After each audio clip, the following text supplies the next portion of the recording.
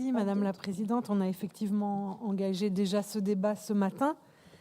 Alors moi je salue, et Bertrand Deniau le sait puisque je l'ai fait en conseil académique de l'éducation nationale, la démarche qui est engagée pour les futures cartes de formation, parce qu'en effet la situation et la manière de la construire n'était pas satisfaisante, à la fois pour ce qui a été évoqué, c'est-à-dire qu'on fait un peu du coup par coup, et puis aussi parce que le système d'appel à projet qui en gros fait qu'on s'en remet à l'initiative des établissements, mais qui parfois montent des projets extrêmement intéressants et sont très dynamiques, mais d'autres fois ont autre chose à faire que de travailler là-dessus et du coup privent en quelque sorte un certain nombre de territoires de formation pourtant très utiles.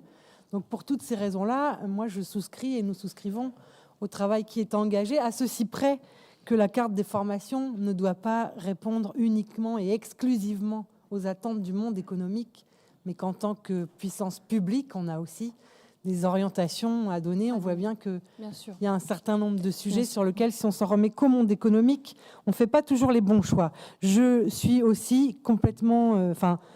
on sait que les bacs pro GA offrent peu de débouchés. Ça avait été d'ailleurs pointé par les enseignants, notamment dès leur création, parce que les référentiels de formation ne sont pas adaptés aux besoins.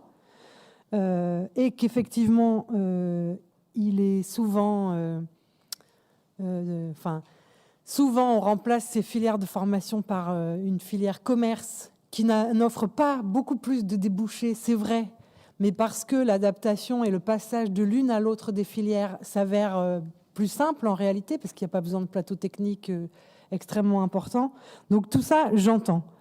Mais ça n'explique quand même pas toute cette carte des formations, parce que là, on assiste à l'examen de 13 propositions sur 70 qui ont finalement été reçues. Et donc, je pense qu'on aurait pu quand même faire un effort pour compenser, mieux que c'est le cas aujourd'hui, les établissements qui vont voir perdre des formations. C'est pas rien, hein, 233 ouvertures pour 612 fermetures. Ça veut dire vraiment un paquet de places qui vont être perdues dans des lycées et des territoires. Et je redis ce que je disais ce matin, en 2 ans, il y a 10 établissements sur 22 en Normandie qui se retrouvent avec finalement moins de places de formation.